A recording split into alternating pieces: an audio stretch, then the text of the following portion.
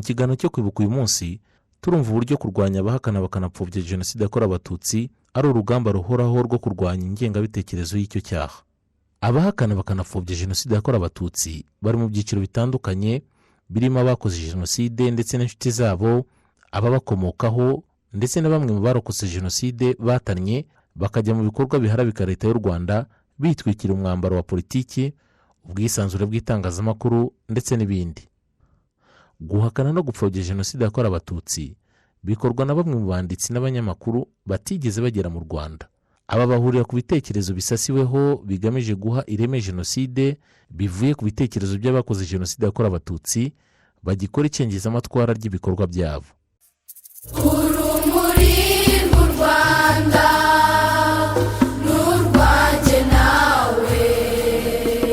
Bahaye ikaze mu kiganiro gifite insanganyamatsiko igira iti kurwanya abahakana n'abapfobya jenoside yakorewe abatutsi ni urugamba ruhoraho rwo kurwanya ingengabitekerezo y'icyo cyaha. Kuva jenoside yakorewe abatutsi ihagaritswe n'ingabo za FPR Inkotanyi, twatangiye kubona abantu bashyira imbaraga nyinshi zaba iz'ubumenyi, ibikoresho, uko baziranye n'abantu cyangwa se connection mu kuyihakana no kuyipfobya. Jenoside yakorewe abatutsi yabaye habona, abayirokotse baracyariho, abayikoze baracyariho, abayihagaritse baracyariho, abayibonye baracyariho, yewe n'ibimenyetso bigaragaza ko yabaye biriho kandi binavuga ijwi rirenga. Nyamara ibi byose ntibibuza abahakana guhakana. Abenshi ntibabyumva, ariko reka tugerageze kubyumva. Muri iki kiganiro ndi kumwe n'abatumirwa babiri ari bo Dr. Bideri na Bwana Tom Ndahiro. Aba bombi bakora ibikorwa bijyanye no kurwanya abahakana bakanapfobya jenoside yakorewe abatutsi babinyujije mu bwanditsi n'ubushakashatsi. By'umwihariko Dr. Bideri ni umujyanama mukuru mu by'amategeko muri Komisiyo y'Igihugu yo kurwanya jenoside, akaba umwanditsi n'umushakashatsi kuri jenoside.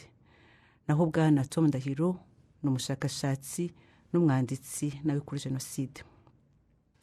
Yibagezaho iki kiganiro nitwa Kayirangwa Anita, nkaba ndi umukozi w'umuryango mpuzamahanga ukora ibikorwa bigamije kwirinda jenoside n'ibindi byaha byibasira inyokomuntu ibinyujije mu burezi bugamije amahoro n'ubushakashatsi Aegis Trust.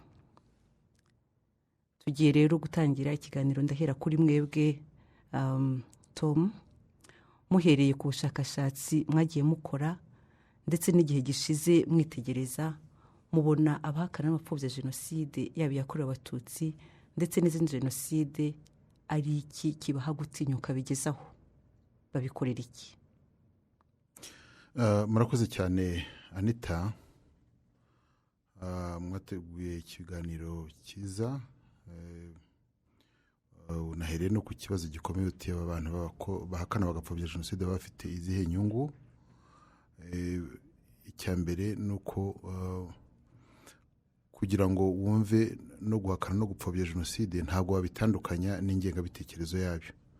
Kenshi ni kimwe nko mu mashami y'igiti cyangwa inkingi y'inzu yubatse icyaha cya jenoside.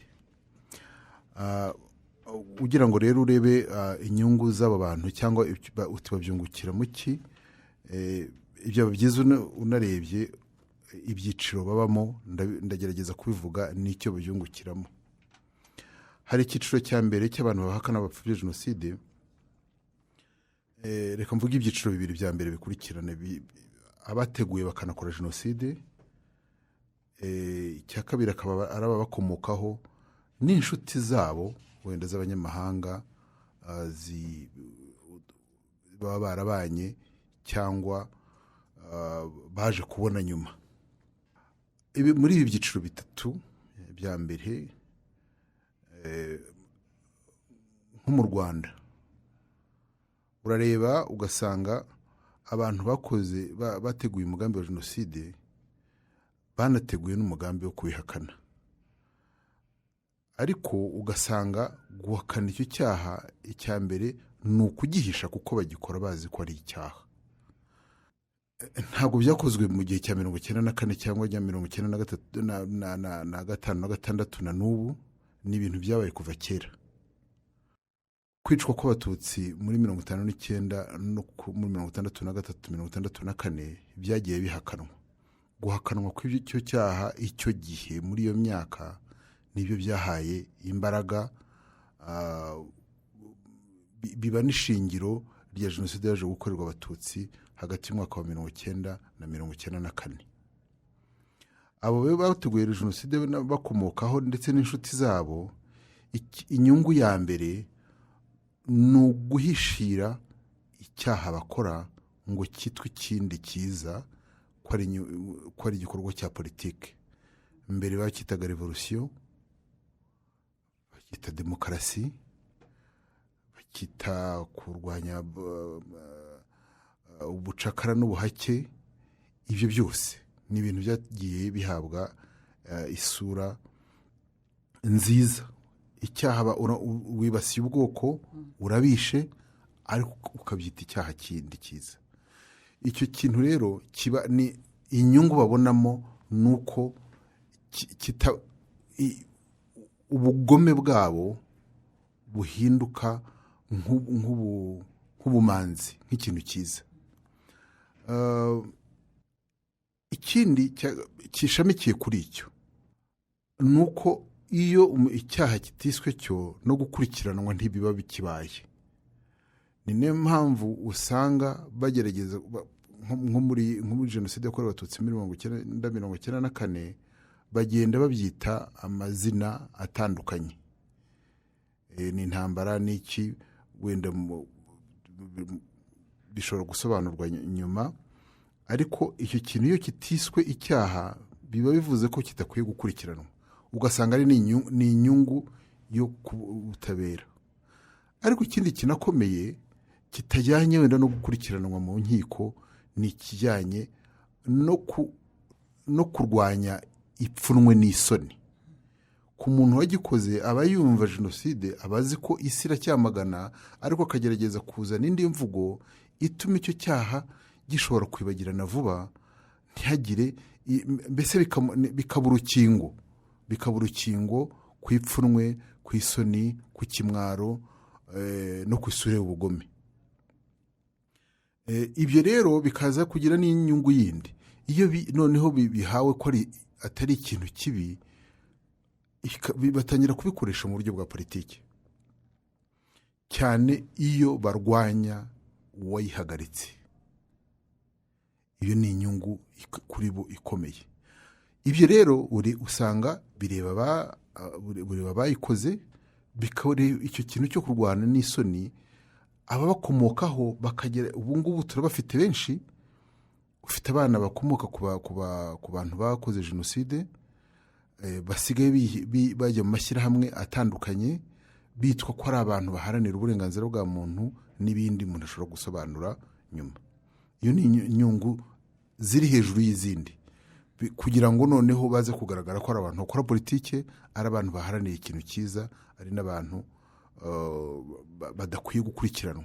Iyo umuntu arwanije kudakurikiranwa mu butabera, bikamufasha guhakana no gupfobya icyaha, bikamufasha kumvikana ko ari umuntu wakoraga ikintu cyiza, bisa bimutwikiriye umwambaro ukomeye, cyangwa bimushyize mu nzu ikomeye imurinda kugaragara uwo ari we, kuva ku bugome kugera ku kindi cyiza. Ikindi cyiciro kindi bagifite inyungu udashobora kwiyumvisha, ni hari icyiciro cy'abantu bitwikira umwambaro wa politike, bakitwikira uburenganzira bw'itangazamakuru, bakitwikira ibintu by'uburenganzira bwa muntu, ndetse no kwirwanya. Iki gice rero, iki cyiciro cy'abantu ugisangamo n'abacitse ku icumu ry'icyo cyaha, ari naho bibera bibi. Ari ibyo byiciro bitatu navuze bya mbere, n'iki cya nyuma, ibyiciro bitatu bya mbere bihuriramo, biza kugaragara no muri iki cyiciro kindi kizamo n'abantu bacitse ku icumu. Iki cyiciro nacyo kikazamo abanyamahanga bashobora kuba barashutswe, cyangwa bashobora kuba bafite ubundi ikindi kintu cyabahuje n'abo bantu bataranasobanukirwa, cyane ko hari ubwo usanga hari umunyamahanga wayobye akaza kujya mu nzira nzima.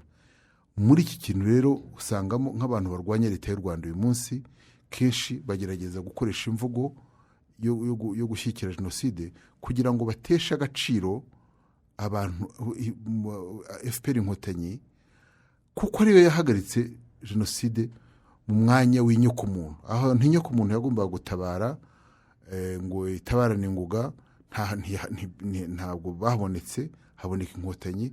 Kugira ngo urwego rurwanya Inkotanyi ugomba no kurwanya icyaha, kurwanya isura y'ukuri kwabaye ko ari wo mutwe cyangwa ari wo muryango wa politike warwanije ugahashya ndetse ugatsinda abajenosideri.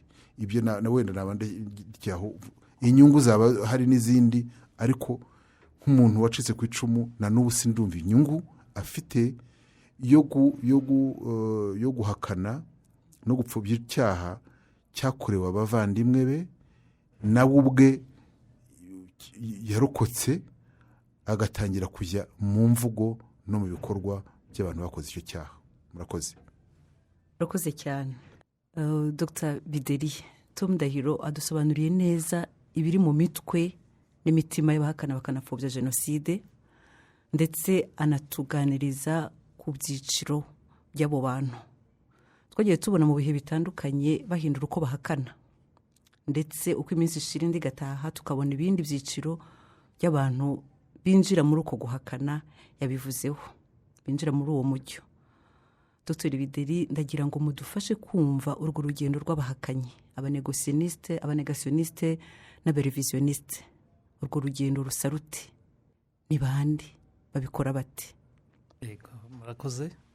Urebye Tom, ibisobanuro atanze ni ibisobanuro bifatika, birimo icyo umuntu wifuza kumenya imiterere y'ihakana ndetse n'ipfobya, icyo yakwifuza kumenya cyose ugisanga muri ibyo bisobanuro atanze. Ariko ni byiza no kwagura uburyo bwo kubibona, kureba ko atari gusa kuko bariya bayihakana bayikoze nta n'igitangaza kirimo, byanatangaza ahubwo batarihakanye cyangwa ngo bashyiremo ingufu. Nta namwe byigeze bigaragara yuko abantu bemera amakosa, ibyaha bikomeye nka biriya bakoze.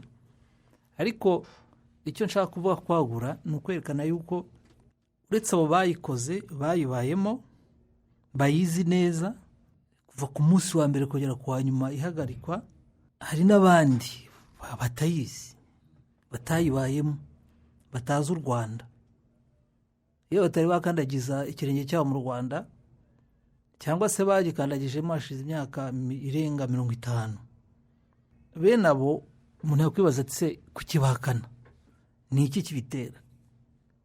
Iyo urebye ihakana ya jenoside yakorewe Abatutsi cyangwa se ihakana rya Holocaust, jenoside yakorewe Abayahudi, ikintu kigaragara cyane cyane ni uko biba byubakiye ku gitekerezo. Biba byubakiye ku gitekerezo, ni ikintu umuntu yubaka, ashobora kucyubaka rwose yiberewe muri chambre mu cyumba cye, akacyubaka ari kilometero 1000, 10,000 uvuye hano mu Rwanda, akagenda kubaka icyo gitekerezo, akakigira base. Noneho icyo azakora nyuma ni ikintu kugishakira ibimenyetso. Niyo mpamvu wumva bamwe bavuga bati kuva muri 1994 bavuga bati hari hakana, hari jenoside ebyiri ryabaye, ariko ukagenda ukajya muri 1996 na 7 bagira imana bakabona inkambi zo muri Kongo na za Tingitingi, bati tubonye ibimenyetso bya jenoside ebyiri. Bakagenda bagasimbuka bashakisha utuntu nk'utwo ngutwo kugira ngo icyo gitekerezo cyabo bubakiye ku busa, noneho kigire imizi gihame. Hari ingero nyinshi. Umunyamakuru uturuka mu gihugu cya Cameroon ariko akajya n'ubwo n'igihugu bw'Ubufaransa witwa Charles Onana yanditse ibitabo 6 kuri jenoside ayihakana, uyu ntiyigeze kandi agera mu Rwanda, u Rwanda ntaruzi, ariko yigeze inzobere muri jenoside mu guhakana jenoside yakorewe abatutsi. Hakaza n'abandi nka Bernard Lugan, ni umusaza, ni umwarimu muri kaminuza yize cyangwa se yigisha amateka mu Rwanda, ariko muri za 70 uwo ntigeze kandi agera mu Rwanda, amaze gusohora ibitabo 3 kuva muri 2004 kugera muri 2009. Judy Rever ni umunyamakuru wo muri Canada, yasohoye igitabo muri 2018. Ashobora kuba yaraciye mu Rwanda cyangwa se yarageze ku mupaka w'u Rwanda ari muri Congo, ariko nawe yandika ibintu ukagira ngo ni umuntu uhagaze kuri jenoside. Hari n'abandi bitwa ba Robin Philippot, hari uwitwa Bernard Debré, ni umufaransa, yabaye ministre de la coopération, ni umuganga. We avuga rwose u Rwanda ukagira ngo warubayemo cyangwa se yararuyoboye, yararutegetse. Avuga ngo Abahutu n'Abatutsi ntibashobora kubana, ngo ni nk'uko isha n'intare, isha n'intare ngo ntibishobora kubana. Akandika igitabo rwose akabihamya. Icyo rero bahuriraho nk'abo ngabo bose, navuga ko ni teori, ni igitekerezo, bakagishakira, bakagisasira, bakagishakira ibimenyetso bifitiyeho, bitariho, bitari byo, noneho bagasohora ibitabo. Ikindi kigaragara nyine ni uko jenoside igihagarikwa muri 1994, abenshi ibyo bitekerezo batangiye kubishyira hamwe, ndetse ukumva umuntu avuze ngo mu Rwanda nta jenoside yahabaye, akabivuga. Iyo ni kategori y'abantu ba mbere batangiye bahakana, batsemba, cyangwa se bagaho bati yarahabaye ariko habaye n'indi yakorewe abandi batari abatutsi. So bakemeza ko jenoside atariyo, ahubwo ko habaye intambara y'amoko, ko ubwo ari intambara rero abantu baricanye, ndetse ko hari n'abayiguyemo kubera uko bitwaye muri iyo ntambara. Umuntu icyo gitekerezo akakigira igitekerezo gikomeye kuri we, noneho akaba ari cyo ashyira imbere. Aba ngaba rero ni benshi, impamvu mbatindaho ni ukubera iki? Abanyarwanda benshi bakoze jenoside bo baratsembaga gusa, aho baboneye yuko ibyo bitagifata kubera ko amahanga yose yamenye ukuri, cyangwa se hari ibyemezo by'umuryango mpuzamahanga byatumye ukuri kumenyekana. Abo uyu munsi bajya kuvoma kuri source yabo ba teorisien, yabo bigize inzobere, noneho bakaba nk'imizindaro yabo. Urwo rubyiruko Tom yavugaga, abenshi ibyo basoma cyangwa se izo teori za ba Riga, izo teori za ba Regency, izo teori za ba Onana, nizo bagenda bakiga bagakwirakwiza, mbese bakazigira izabo. Urumva ko ni ikibazo gikomeye cyane, kuko abateorisien, umwarimu muri kaminuza aba ari umuntu ufite uburyo yandika, afite uburyo akora ubushakashatsi, ndetse afite n'uburyo abantu bamubona. Bene nko muri sosiyete ye rero cyangwa n'ahandi, iyo abantu batamwamaganye ngo berekane ko abeshya, aba ari ikibazo gikomeye.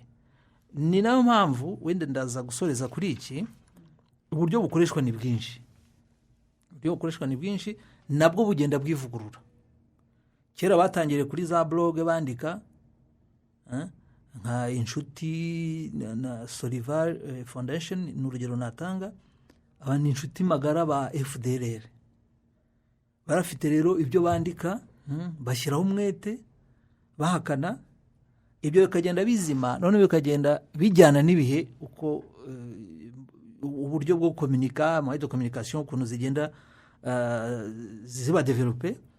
Ubu bikajya byose online, kandi noneho bikagenda bikava gusa kuri blog, ahubwo bikajya no mu mashusho. Ubu hari ikintu cyateye cyane cya YouTube, abantu benshi bafite amaradiyo, nka radiyo ya Musabyimana Gaspard Inkingi, ni radiyo ya CDR, ntabwo wavuga ngo ni radiyo y'iki, ni radiyo ya CDR. Ibyo avuga, gahunda ze, objectif z'iyo radiyo niyo ngiyo. Ukagenda ukareba, mbese hari uburyo ubu ngubu bukoreshwa, harimo no kwandika. Iyo ufashe ikinyamakuru nka The Rwandan ugafata uwitwa Tabaro Marcelin ariko wiyita Matabaro Marc, ushobora ngo kuba ari umusirikare mu ngabo z'abafaransa ariko ni umunyarwanda. Uyu nguyu arandika kandi nawe akandika nyine ibijyanye no guhakana jenoside yakorewe abatutsi. Noneho hakaza rero n'ibitabo. Ibi nabyo ni ikintu gikomeye cyane. Ubundi umuntu avuga ati abantu bafungiwe muri ariya magereza ayoborwa n'umuryango w'abibumbye, urukiko rwa Arusha, wagira ngo abantu barafunze ariko barandika rwose ibitabo, uhereye kuri Kambanda minisitiri w'intebe uriya leta y'abajenosideri amaze gusohora ibitabo 2, uwitwa Karemera Edouard yasohoye igitabo, Nahimana yasohoye ibitabo 3. Ibyo byose kandi babihakana, bivuga ibyo twatangiye Toma avuga, none babishyize mu bitabo, ubu biragurishwa. Bafite amacapiro, Source du Nil ikorera mu Faransa mu mujyi wa Lille, hakaza La Pagaie, hakaza Dubois, hakaza Scribe.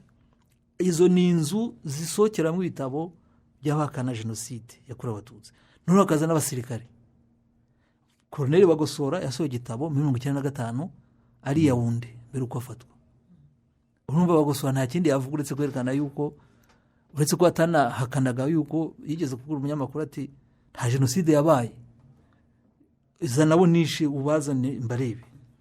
Serubuga, Colonel Serubuga Laurent wari umugaba mukuru w'ingabo wungirije, ejo bundi yasohoye igitabo muri umwaka ushize 2020. Major Protais Mpiranya wayoboraga umutwe warindaga Habyarimana, ingabo z'abajepe hano muri mujyi nizo zayogoje ikaritsiye zose zamaze abantu. 2010 yasohoye igitabo. Uwitwa Colonel Aloys Ntibiragabo, Lieutenant Colonel Faustin Ntirikina, abo bose basohoye ibitabo. Major Emmanuel Neretse yasohoye ibitabo 2. Hakaza n'abantu ku giti cyabo nka Musabyimana Gaspard amaze gusohora na 2. Umukobwa Habyarimana sinzi nibyo twavugaga wenda tuza no kugarukaho ku rubyiruko, kumva yuko agomba kuvuga byanze bikunze wenda ibyo nyina amubwira, kuko bizwi neza uruhare rwe muri jenoside, cyangwa se ibyo aba extremiste bagenda bavuga. Nawe ejo bundi yasohoye igitabo muri 2019 nawe yerekana yuko habaye jenoside 2 mu Rwanda, anashinja inkotanyi guhanura indege n'ibindi. So ibi rero icyo nashaka kuvuga ni iki: uburyo bwo guhakana, imiterere yo guhakana ni ibintu biri dinamike, ari nabyo bisaba yuko n'ingamba nazo ziba dinamike. Umuntu akagenda yumva neza uko terrain igenda yaguka, noneho n'ingamba za strategie zikagenda zihura n'ibyo nyine uko bimeze kuri terrain. Urakoze cyane. Rumvikana iyo jenoside kirangira batangira bahakana batsemba nkuko babivuze, hanyuma iminsi yashira bati double jenoside, ubundi bakabiha n'andi mazina, ariko runo rugamba ruhoraho nkuko twabivuze mu mutwe w'iki kiganiro. Kenshi Tom, iyo umuntu aganiriye n'abantu umva hari abatumva neza isano iri hagati yo guhakana no gupfobya jenoside n'ingengabitekerezo y'icyo cyaha, ugasanga ntibashaka kubihuza. Umuntu akaba yavuga ati kimwe nicyo ariko ikindi si cyo. Wadufasha tukumva ubundi icyo bipfana iki, kuki tugomba kubirwanya, ese ubundi tutabirwanije haba iki? Murakoze. Reka ngire icyo nongeraho gato, banze kugira icyo nongera ku byo mugenzi wanjye Bidere yaramaze kuvuga cy'abantu, kuko ni byiza no kuvuga n'abantu bakora ibyo byaha, ukareba ni icyo baheraho ni bande mbese. Reka mpengire ku banyamahanga. Nko ku banyamahanga, hari abanyamahanga baburaniye abajenosideri. Abo bantu nabo baza guhinduka, batangira gutekereza nkabo. Hari nk'umubirigi witwa Eric de Temerman, we yabwiye uwitwa John Philpott umunyakanada nawe w'umuhakanyi wa jenoside, ngira ngo amushakira n'akazi, aramubwira ati wowe ntuzajye mu rukiko rwa Arusha kurengera umuntu gusa, uzarengere koze y'abahutu. John Philpott ni umwe muri bo.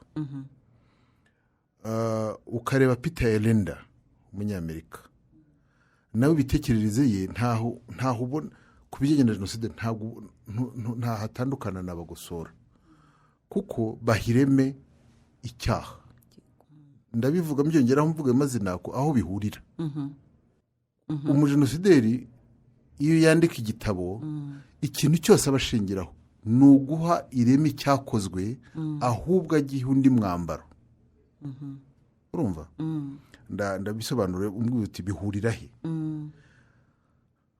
hari nk'umupadiri witwa Serge de Soteri igitabo cye yanditse nawe usanga ni nk'ibitekerezo bya ba Nahimana Ferdinand ntaho biba bitandukaniye ari ugasanga ni nk'umuntu uba warabaye umwigisha we si n'umunyeshuri w'ingengabitekerezo ahubwo we ni umwigisha kuko anagira n'imvugo ifite ubukana iyo usomye igitabo cya Judy River usanga afite ubukana bungana cyangwa buruta bw'abangeze Hasani n'aba Ferdinand Nahimana muri abantu banditse ibitabo mbere mu myaka ya mbere harimo na Jean Bosco Barayagwiza uwanditse igitabo 1995 ugira ngo yarazi ko azapfa vuba umutwe wacyo usa n'uvuga ngo ese amaraso y'abahutu ntatukura byanditse mu gifaransa ntaza kukivuga nabi bakantonganya hakaba abandi bataragera mu Rwanda nabo nk'abo yavuze baonana n'abandi cyangwa bahanyuze gusa usanga bafite ubwo bukana bwo gupfobya jenoside ariko ukayoberwa aho bishya bishyira umuyapanikazi witwa Masako Yonekawa usanga yarabaye nk'umuhuza bikorwa abantu bahakana bagapfobya jenoside hari umunyamerika niba ari umwongereza witwa Barry Collins nawe ushaka urareba uyu muntu yabaye ati ahurira he n'abanyarwanda urwango rwo ku batutsi arukurahe uriya mugabo wapfuye yitwa Pierre Peya ngira ngo nawe ntiyigeze agera mu Rwanda ntabwo yigeze akandagera mu Rwanda ariko ugasanga urwango yanga abatutsi ashyigikira abajenosideri ugasanga ntabwo byumvikana hakaba rero n'aba ngaba ngaruke ku kibazo cy'aba bandi bapfobya ariko bafite aho bahuriye n'abajenosideri uyu Gaspard Musabyimana ari mu bantu bari muri komite ishinzwe porogaramu za radiyo RTLM bivuze ngo ibyo kuri uyu munsi ni continuation cyangwa ni umujyo umwe y'ibitekerezo bya radiyo yatsinzwe hano umuntu witwa Venuste Nshimiyimana bari muri iyo komite imwe na Gaspard Musabyimana uyu Venuste yatangiye gukora kuri BBC ahamaze imyaka ubu ngubu arakora ijwi rya Amerika ariko akantu kariko kose kabaye kavuga na u Rwanda akabonamo inkuru ishyushye ngaruke rero kuvuga ese ibi bintu bihurira he ni ingengabitekerezo ya jenoside niki byonyine iyo uhakana icyaha cyakorewe abantu kandi kizwi icyo bivuze cya mbere niki nuko abo bantu bafitiye urwango rukabije ku buryo icyaha kibabayeho ntigikwiye kwitwa icyaha ahubwo gikwiye guhabwa agaciro ari nayo mpamvu mu mategeko yacu mu itegeko rihana ingengabitekerezo ya jenoside kimwe mu bihanwa ni uguha ireme icyaha umujenosideri mu itegurwa rya jenoside ingengabitekerezo yayo yubakira ku kugerageza kurema umwicanyi umubwira ngo yice kubera ko kwica abatutsi cyangwa kwica ubwoko runaka bifite akamaro ko kwitabara kwiha rero guhirema icyaha icya mbere nuko gifasha umuntu wishe n'uzica kumva ko adakora icyaha ahubwo akora ikintu gifite akamaro iyo rero ni ikintu cyubaka mu mutwe w'umuntu kwanga bikabije kimwe mu bintu abantu batajya bareba mu mategeko ikintu cyiswe amategeko 10 y'abahutu yo muri mu kinyamakuru Kangura n'itegeko rya 8 ryo muri ayo mategeko birabujijwe kugirira impuhwe umututsi. Mu guhakana no gupfobya icyaha cya jenoside kenshi biba birimo kubahiriza iryo tegeko rya 8. Umuntu ufitiye impuhwe ntushobora kwemera icyaha cyamukorewe, ubigira ibindi. Ni nayo mpamvu nko mu gitabo cya Jude River hari chapitre imwe isobanura ko abatutsi mu Rwanda bizize ahubwo ari ba nyirabayazana b'icyaha cyabakorewe. Urumva? Iyo ni ingengabitekerezo ihera kuri Parmehutu kugeza na n'ubu. Hari ikiganiro twigeze gukora kuri BBC n'umuntu witwa Twagiramungu tuvuga uruhare rw'Abafaransa muri jenoside yakorewe abatutsi. We ntiyajya mu by'Abafaransa ko hari icyo bakoze cyangwa batakoze, ahubwo akabaza ibibazo. Ariko kuki mutabaza ese Abafaransa bapfaga iki n'abatutsi? Ese kuki batavuga ibyo abatutsi bakoze ibi n'ibi byose bivuze iki? Bivuze ko yagerageza kuvuga ati hari ikintu cyabaye abatutsi bakoze kibi, ahubwo ibyababayeho byagombaga kubabaho. Iyo ugerageza bumwe mu buryo bundi icyo yavuze cyitwa double genocide, mbese ni iki? Iyo bavuze ngo hari jenoside ebyiri zabaye, ni icyaha cyo gukora ubuvunjayi mu cyaha cya jenoside. Kuvuga ngo niba twarabishe ariko nabo barishe. Urumva? Ni ukuvuga ngo ashakisha ikintu gishobora kuzana uburinganire cyangwa egalite. Twarishe ariko nabo barishe. Twarabishe kubera ko bahatse. Ariko noneho aho bigeze ni hehe? Ejo bundi numvise ikiganiro kuri YouTube, kuri televiziyo yitwa Mubavu, bafite umutumirwa agereranya ngo Bikindi Simoni ni kimwe na Cecile Kayirebwa, ngo bose barabahanzi, ngo buri muntu yaririmbaga ahashyigikiye. Ntashake kureba ngo kubera ngira ngo umuntu araza kubivuga, twabivuga tuvuga ngo hakwiye gukorwa iki. Iyo ufashe umuntu waririmbaga indirimbo z'urukundo rw'igihugu ugafata undi muntu waririmbaga indirimbo zishumuriza abantu kwica abandi ukabagira bamwe, uba ugize umwere w'umwicanyi kuko umugereranije n'undi muntu utarigeze amera nkawe. Akavuga ati n'akavuga Felicien ararengana n'ibipanga bamushinja, igihe se umupanga utabaye, ati ko na n'ubu mu Rwanda hari imipanga, ati ko imipanga batarayica. Icyo gihe yibagizwa imipanga ivugwa n'icyo yakoze. Ingengabitekerezo ya jenoside ahurira he no gupfobya no guhakana? Erega iyo uhakana ubumuntu bw'abandi, jenoside ni iki? Jenoside ni uguhakana ko abantu runaka batakwiye kubaho, kuko kubaho kwabo ari ikintu kibi. Iyo Gitera yavugaga ko kubana n'abatutsi ari umwaku cyangwa abatutsi kaza ari umwaku, byabaga bivuze iki? Kuko ari imisundwa ari iki? Erega ibyo ni uguhakana ubumuntu bw'abandi. Ni iyo Philip Rittens muri cya kiganiro muri ya documentaire ya Untold Story avuga ko nta mutegetsi mubi urabaho uri mu perezida mubi nka perezida w'u Rwanda wacu ubu ngubu Paul Kagame. Kuki? Ntabwo ushobora kubisobanura, ahubwo nuko kuba yarahagaritse jenoside, abantu yarasanzwe abana nabo bagatsindwa, ubwabyo babirwaye inzika. Bivuze ngo ntushobora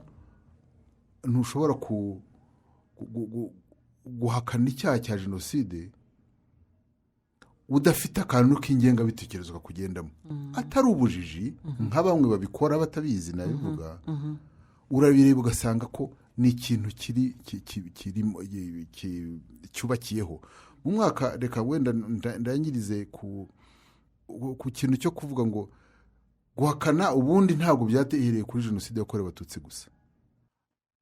Holocaust yarahakanwe umufaransa witwa Robert Forisson aza gukatirwa n'abafaransa mu nkiko zabo kubera guhakana holocauste. Hamaze kujyaho itegeko rya bayita Gayson Act, itegeko rya Gayson na Fabius. Mu bujurire bwe ageze mu rukiko rwa Loni rw'uburenganzira bwa muntu, hari ahantu bavuze bati guhakana no gupfobya jenoside ntabwo bikwiye kurengerwa n'itegeko mpuzamahanga ry'uburenganzira bwa muntu, kubera ko guhakana bya jenoside yakorewe abayahudi ubwabyo ni ikimenyetso cy'urwango ku bayahudi. Guhakana icyo cyaha holocauste ni kimwe mu bigize urwango rw'abayahudi. Uyu munsi rero twego barahakana icyo cyaha, bakagihakanira hano mu Rwanda.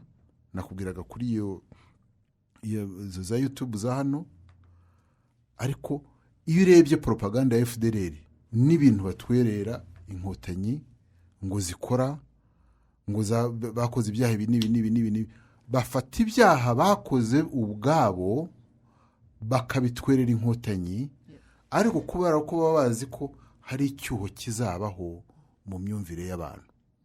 Icyo kintu rero cyo kubeshya, gukora manipulation, umuntu yabyita iki mu Kinyarwanda?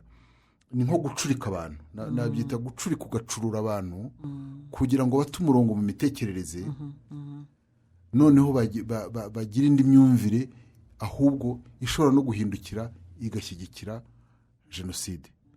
Ngira ngo niyo sano. Hari abantu benshi bagiye ku mabariyeri kwica bazi neza ko bitabara.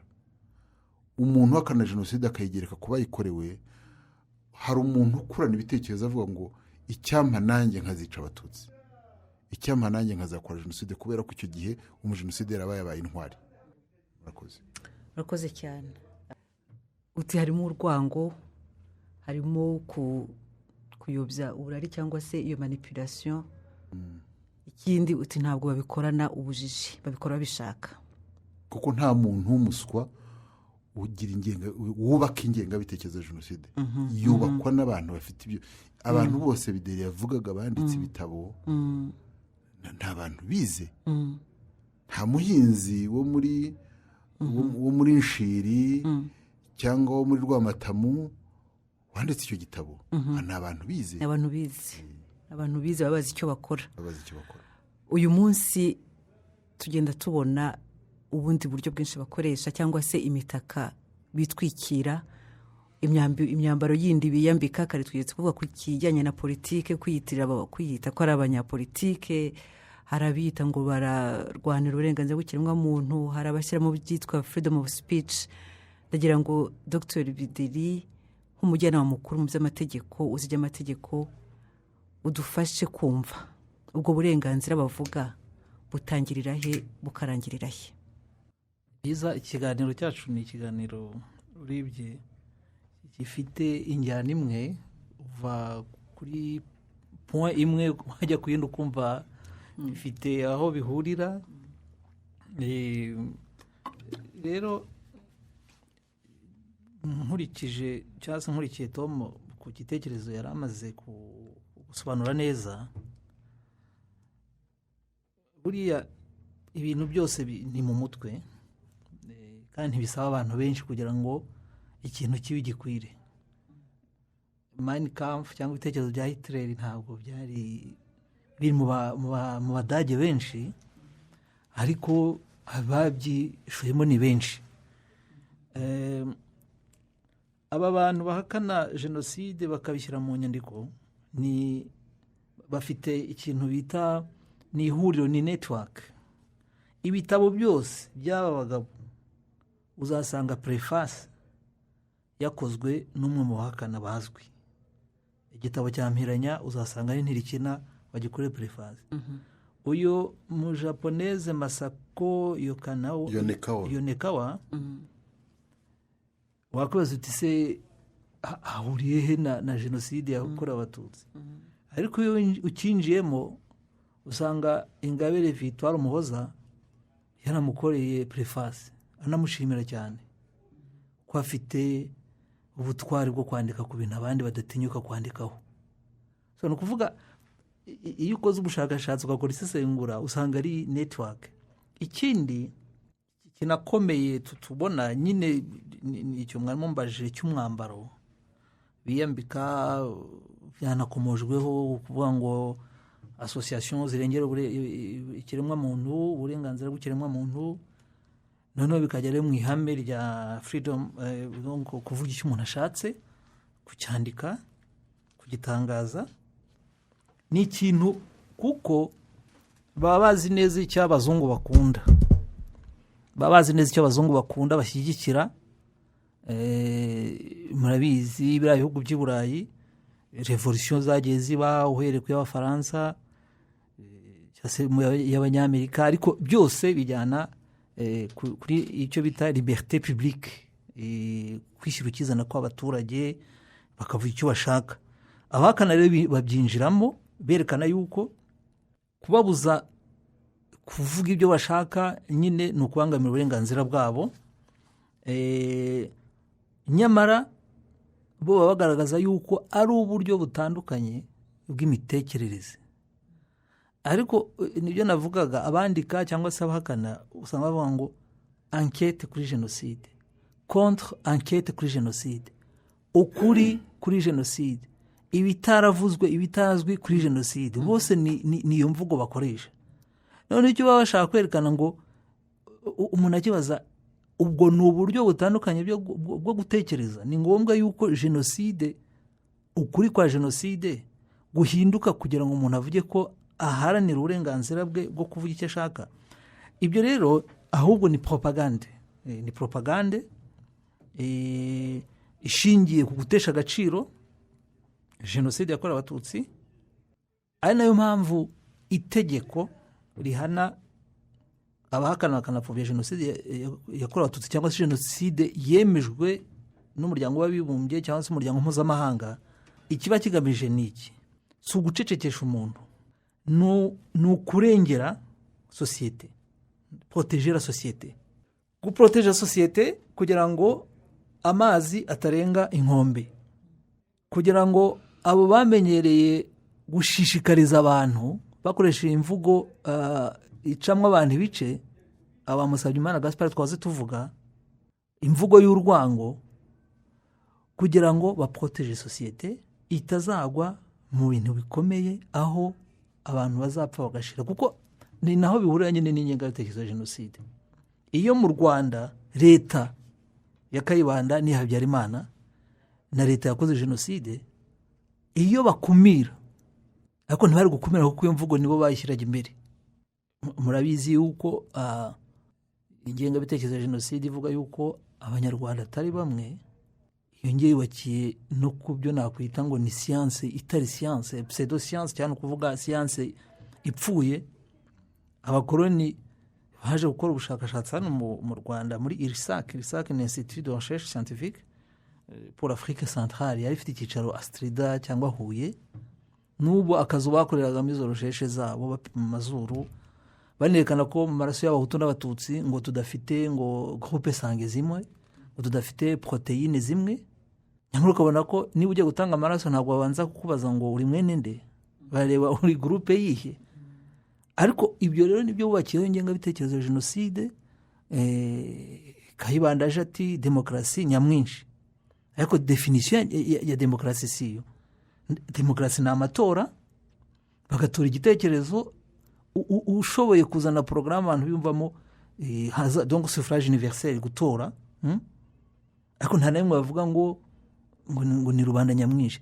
Noneho ibyo bitekerezo byose iyo bishyize hamwe, uyu munsi ingengabitekerezo bakabyambika, bakabishyira muri disikuru zabo, bakabyandika, bagasohora ibitabo, bakabyita freedom of speech. Inshingano za leta no guproteja sosiyete, ari nabyo bilimita. Donc hari umupaka iyo freedom of speech cyangwa se ubwo burenganzira bwo kuvuga icyo ushaka butarenga.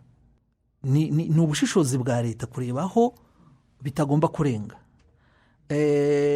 Tom yavuze uriya Robert Faurisson, ni umuntu ufite inkomoko, ni Umufaransa ariko nyina ni Umwongereza muri Ecosse, cyangwa se antuka aravanze ku babyeyi be. Ni umuntu wigishaga muri kaminuza, yigisha i Paris, ariko urubanza yatsinzwemo muri 2006 urukiko ubwarwo rwamwise, ndabivuga mu gifaransa, ari wahoze ari minisitiri w'ubutabera witwa Badinter, ni umuntu uzwi cyane ufite inkomoko y'abayahudi. Yaravuze Badinter amuvuga ngo ni faussaire de l'histoire, faussaire de l'histoire, avuga ko nyine ni umuhambyi ataba n'umutabyi w'amateka. Urukiko rw'i Paris rwaramukatiye muri 2006, numukatira igifungo cy'amezi 3 n'ihazabu y'amayero 7,500. Bamwise falsificateur falsificateur de l'histoire. Noneho bongeraho ikindi kintu tugomba kuzajya twita bariya benshi bahakana, bamwise menteur professionnel.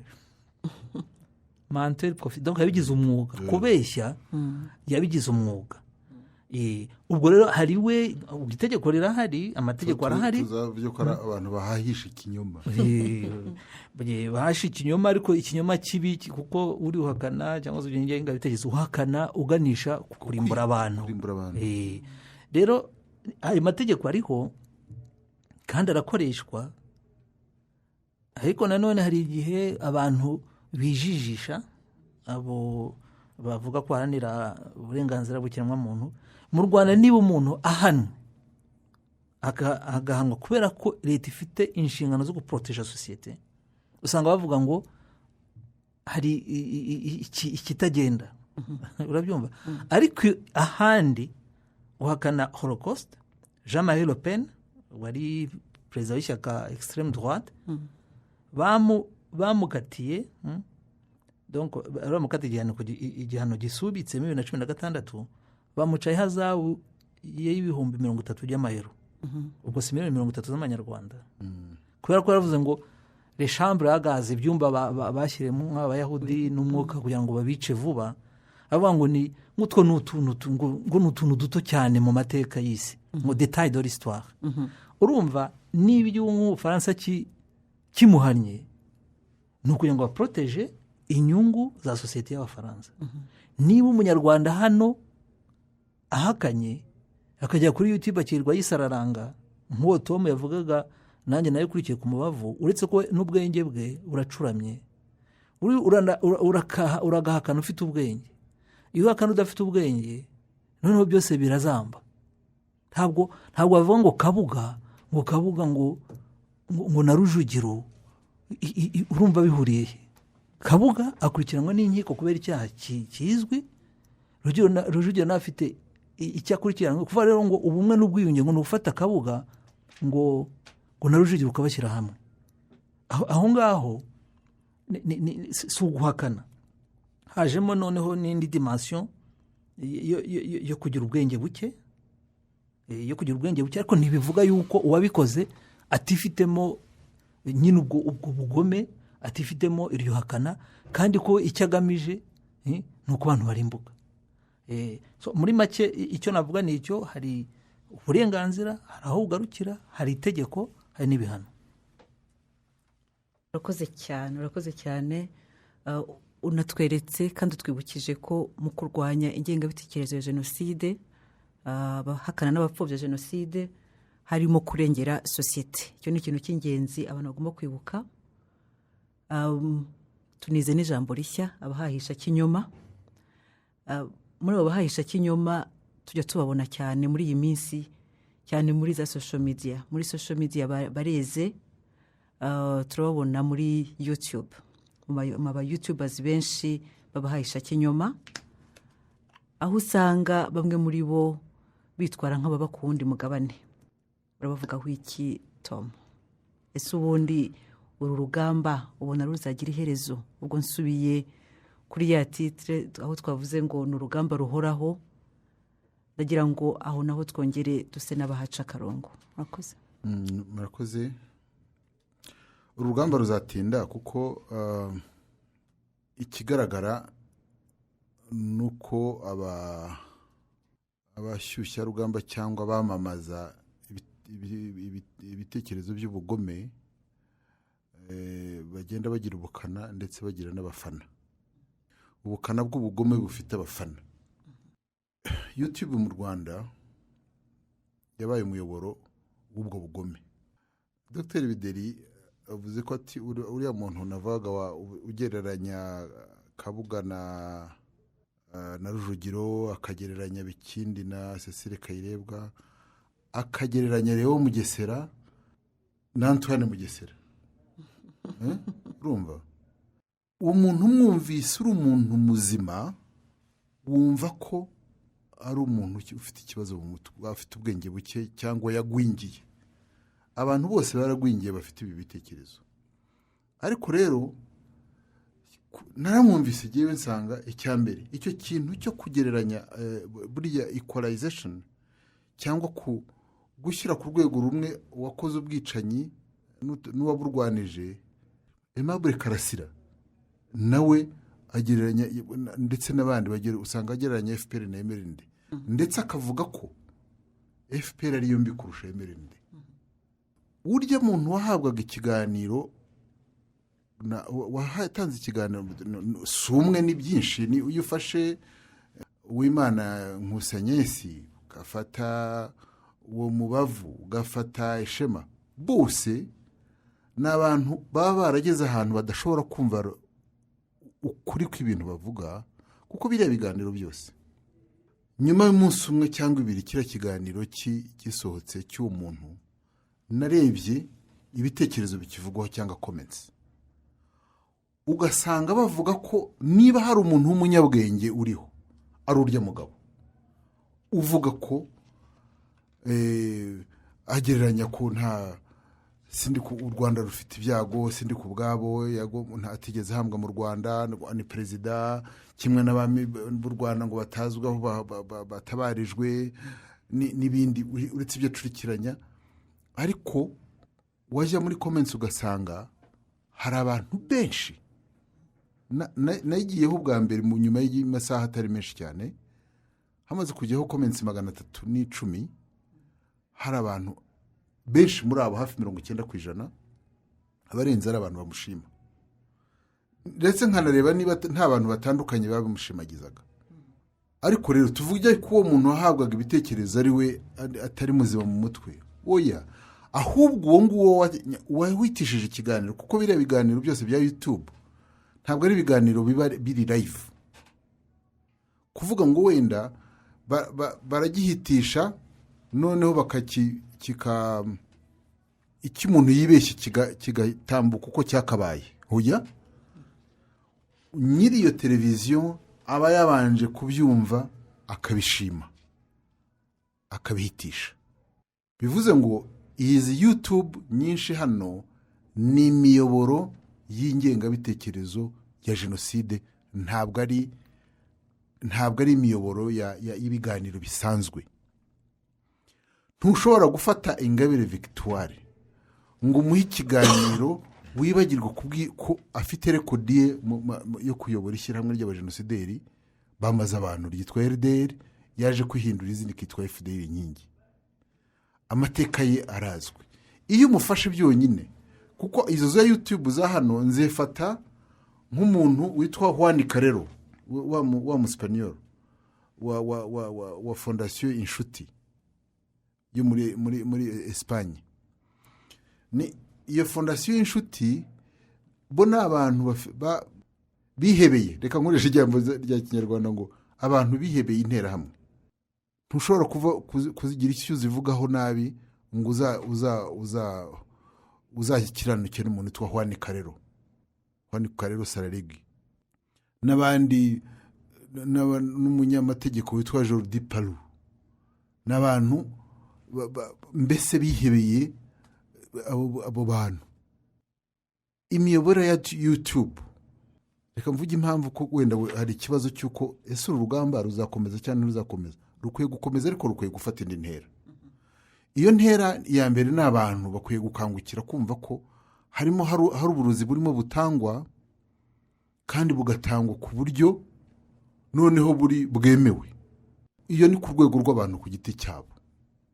kumva ko ikintu icyo ari cyo cyose Dr. Bideri yigeze kuvuga ati ntabwo amategeko arengera umuntu uroga umuryango mugari society, leta ikaberaho kurengera abantu. Ejo bundi ngira ngo ni muri iki cyumweru hari impaka mu nteko ishinga amategeko yo muri Australia, yari yarakase ibiganiro bya Sky, ngira ngo ni Sky News ndetse na za YouTube zahitishaga ibiganiro bibeshya abantu ko covid atari indwara, ari indwara ishobora kuba yarakozwe, ibyo bita conspiracy theories, ko ari ikintu cy'ikihuha, ndetse abantu bakwiye kwirinda n'izi nkingo.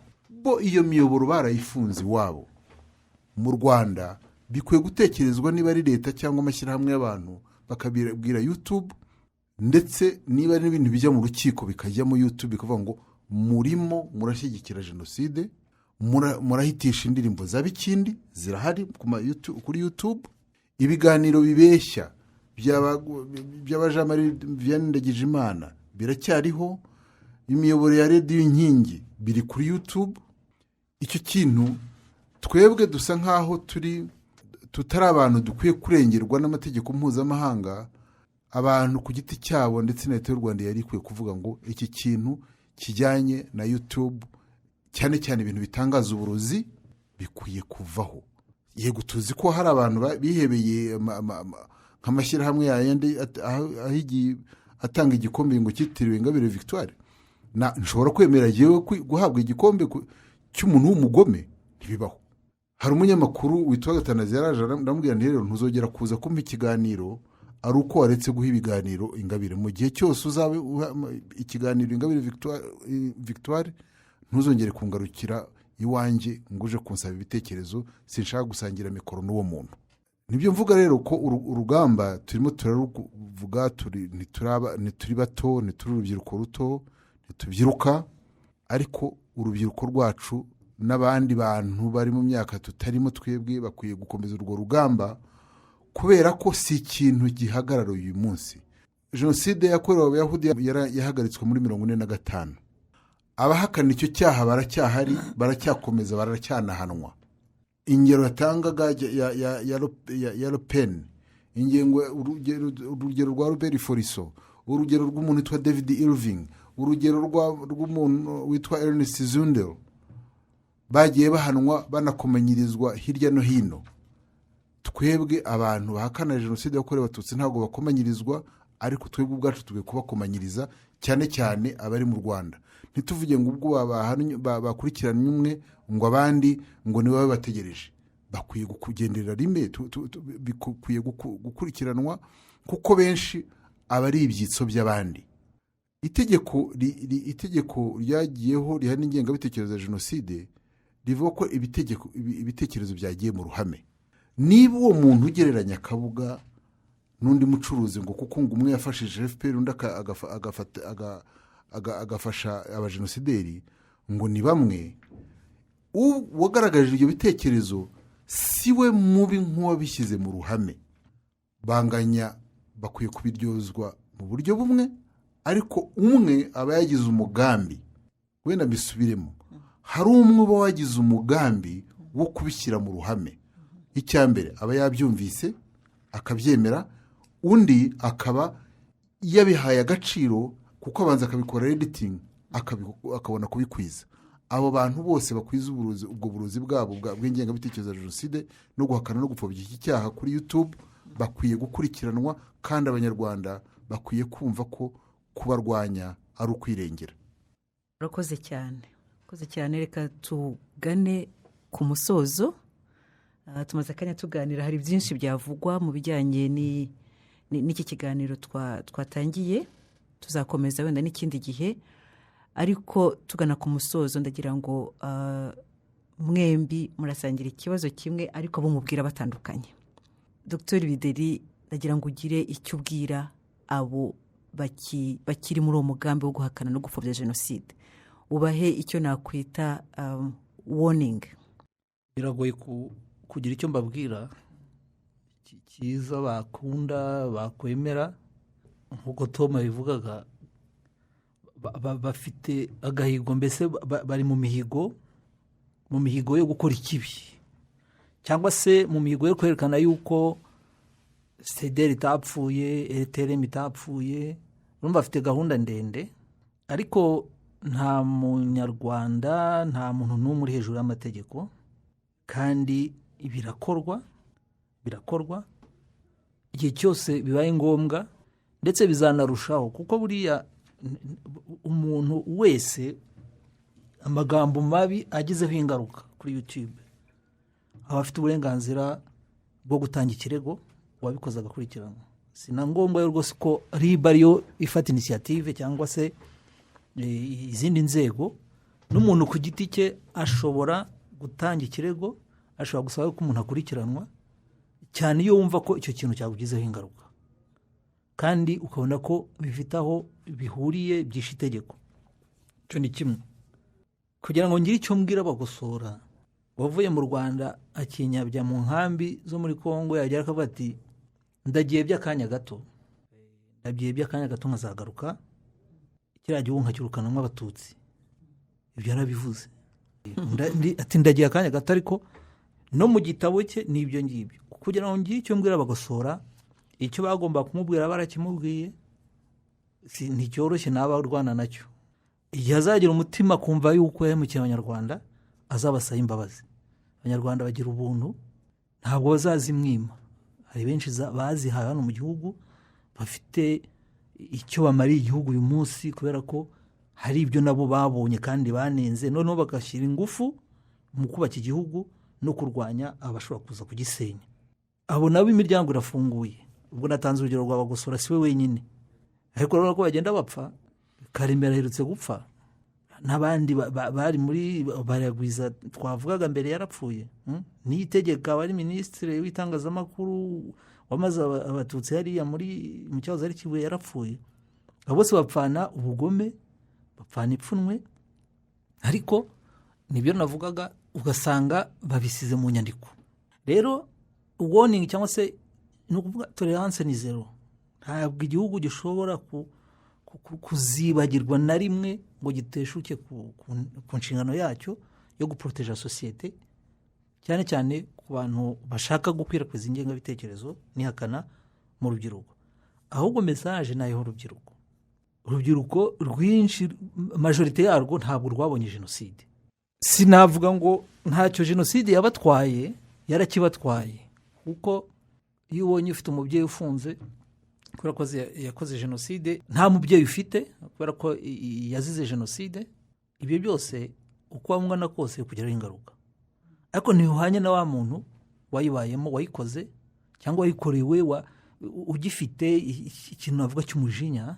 ugenda ushira buhoro buhoro ariko ufite ibintu yibuka bikomeye urwo rubyiruko ntabwo rwabibonye ntabwo byumvikana nka birya Tom yavugaga ko ushobora gutwara umujinya wa sogokuru wawe cyangwa wa so oya ntabwo ari umurage ushobora gukira rwose ingengabitekerezo ntishobora kokama umuryango kuko hari hamwe na hamwe umuntu agenda abibona ariko hari n'abavamo ugasanga yitandukanyije ndetse akaba yakwitandukanya n'uwo bavukana mu nda ariko agira imyemerere yanjye si iyi ngiyi nkiya ko abantu bose bagomba kubana so ni ukuvuga urubyiruko rero urubyiruko rufite inshingano ikomeye icyo nakwita devoir cyangwa se umukoro cyangwa se inshingano yo kuvuga ukuri devoir de vérité nta devoir de mensonge ibaho nta nshingano yo kubeshya ibaho igihe cyose bazumva yuko iyo devoir de vérité bakareba ukuri imbere bakavuga bati ntibizongere kubaho ukundi naho iyo utabonye ko ari iyo utabonye ukuri kw'ibintu ugashaka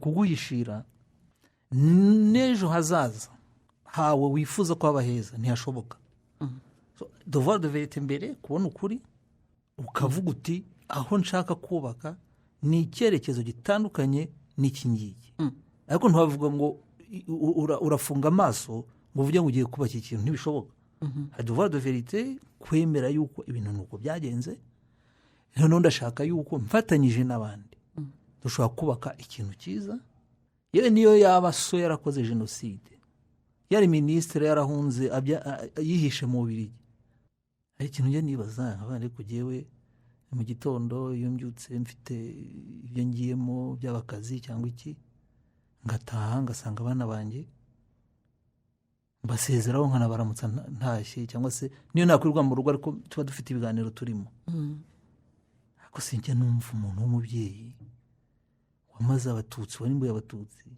ushaka ko umwana we ajya muri gahunda mbi muri ayo maraso yamenye akamusiga uwo murage ni ikintu ngewe kimvuna wenda umunsi nzabona n'umujenosideri muri bariya bakomeye bayiteguye nzamaze icyo kibazo wumva biguhesheje icyubahiro imbere y'umwana wawe uzi neza ibimenyetso bihari ko wakoze jenoside ubwo uzumva ko umurage umuhaye ni uko aba nk'aho agasa nawe cyangwa urifuza yuko atandukana nawe aho kugira ngo azahore nawe arwana n'ukuri arwanya ukuri ahubwo agaharanira ukuri agaharanira icyiza cyatuma atandukana n'uwo se uko kuri nkeka ko ni ikintu gikomeye cyane kandi niho tugomba kugana byanze bikunze. urakoze cyane. Ugarutse ku bintu bitatu by'ingenzi hari n'ibindi wavuze ariko ibyo nibyo nafashe. Wavuze uti itegeko rirabaruzi. Iyo ni mesaje ikomeye ubwira ari abo bakoresha za YouTube ari n'abakoresha ubundi buryo butandukanye. Itegeko rirahari. Ugarutse ku ijambo ryitwa umurage. Umurage abo babyeyi bagize nabi bifuza gusigira abana babo ni uwuhe? Ubundi wakabaye umurage mwiza bakabwira bati twagize nabi ariko mwebwe ntimujyeyo. Kubasaba rero kwinjira mu murongo wabo ni ubugome bukabije. Ikindi ugarutseho nacyo gikomeye ni ijambo ryitwa ukuri. Urakoze cyane. Nagira ngo nanone Tom nawe adusoreze ariko ugira icyo ubwira abantu bari kuri urwo rugamba. Abari kuri urwo rugamba ari ku rugamba noneho rwo kurwanya iyo ngengabitekerezo ya jenoside, rwo kurwanya abahakana n'abapfobya jenoside. Hari abaruriho, gira icyo babwira. Abari kuri urwo rugamba nibarukomereho nibahoze mu ruge. Ngira ngo icyo kinyarwanda abantu barakizi icyo bivuze guhoza mu ruge, kuko mu gihe hari abantu bakomeye ku bugome ntabwo ari bo bafite ukuri.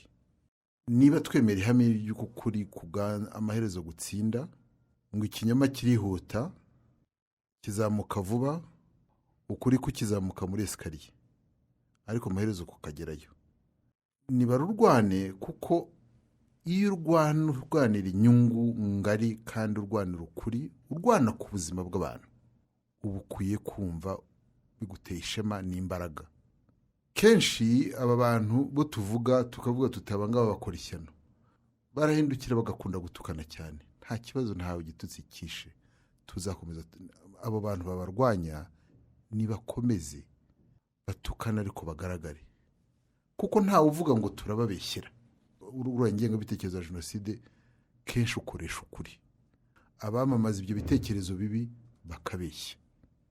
Dufite amategeko, nibiba ngombwa ayo mategeko azakoreshwe kandi akoreshwe pe.